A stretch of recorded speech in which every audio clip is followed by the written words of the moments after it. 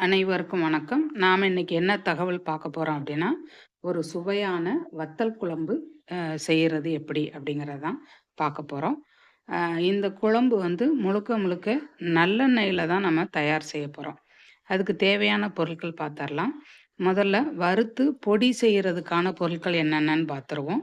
மல்லி விதை வந்து 3 டீஸ்பூன், கடலை பருப்பு 1 டீஸ்பூன், துவரம் பருப்பு 1 டீஸ்பூன், ஜீரகம் 1 டீஸ்பூன், மிளகு 1 டீஸ்பூன், கடுகு 1/2 டீஸ்பூன்.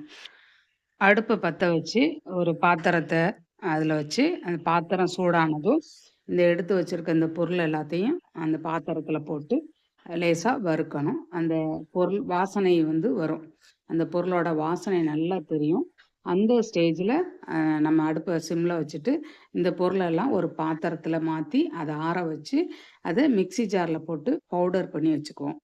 அடுத்து நம்ம அதே கடாய நம்ம அடுப்புல வச்சு, அ ஒரு குழிக்கரண்டி அளவு நல்லெண்ணெய் விட்டு, இந்த வெந்தயம், ஜீரகம், கடலைப்பருப்பு, கருவேப்பிலை இதெல்லாம் போட்டு லேசா கிண்டி விடணும்.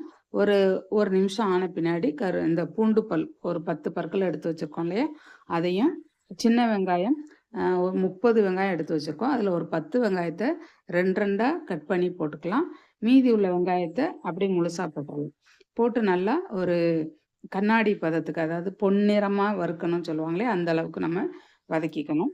இது நல்லா வதங்கி வரும்போது, ஒரு சின்ன எலுமிச்சம்பழம் அளவுக்கு புளிய கரைச்சு, அந்த கரைசல அதில விடணும்.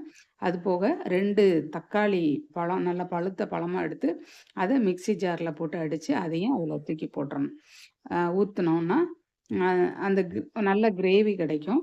அதுக்கு அடுத்து நாம ஒரு 30 சுண்ட வத்தல் எடுத்து, தனியா வேற ஒரு பாத்திரத்தில கொஞ்சம் எண்ணெய் விட்டு, அத வறுத்து அந்த வத்தலையும் இதில தூக்கி போட்டுறோம். போட்டு நல்லா கிண்டி விடுறோம். இது நல்லா கெட்டி பதமா வரும். கொஞ்சம் நம்ம தேவைக்கு தண்ணி ஊத்திக்கலாம். ஒரு 1/2 டம்ளரோ, 1 டம்ளரோ நம்ம தண்ணி விட்டுக்கலாம். அ தேவையான அளவு உப்பு சேர்த்தரணும். இந்த கிரேவி வந்து அம் ரெடி ஆயிட்டு இருக்கும்போது, நம்ம மிக்ஸியில பவுடர் பண்ணி வச்சிருக்கோம் இல்லையா? அந்த பவுடர்ல ஒரு 2 டீஸ்பூன் அளவுக்கு இந்த பவுடர் போடுறோம். அது போக காரத்துக்கு ஏத்த மாரி மிளகாய் பொடி போட்டுக்கணும். நம்ம வீட்ல குழம்புக்குன்னு மசால் பொடி ரெடி பண்ணி வச்சிருப்போம்ல, அதுல ஒரு 2 டீஸ்பூன் போடணும். போட்டு நல்லா கிளறி விட்டுட்டே இருந்தோம் அப்டின்னா, அடி பிடிக்காம நல்லா கிளறணும்னா, நம்ம விட்ட அந்த கொஞ்சம் 1 டம்ளரோ, 1/2 டம்ளரோ தண்ணி விட்டுருக்கோம்ல, அதெல்லாம் வத்தி அப்டி கெட்டியா வரும். அப்படி பார்த்தோம்னா, குழம்புல எண்ணெய் பிரிஞ்சு வரும். அந்த ஸ்டேஜ் வரும்போது நம்ம ஒரு 1/2 டீஸ்பூனோ, 1 டீஸ்பூனோ வெல்லம் வந்து தூள் பண்ணி அதில சேர்த்து நல்லா கிளறி விட்டுக்கணும். ஆ இதுதான் இந்த வத்த குழம்பு. நீங்க பார்க்கும்போதே உங்களுக்கு சாப்பிடணும் அப்படிங்கிற ஆசைய தூண்டக்கூடிய அளவுல இந்த குழம்பு ரொம்ப சுவையா இருக்கும்.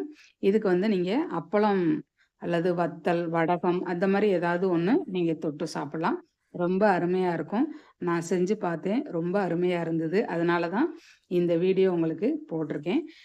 இது வந்து நான் செய்யறதுக்கு முன்னாடி வீடியோ போடணும்னு யோசிக்கல.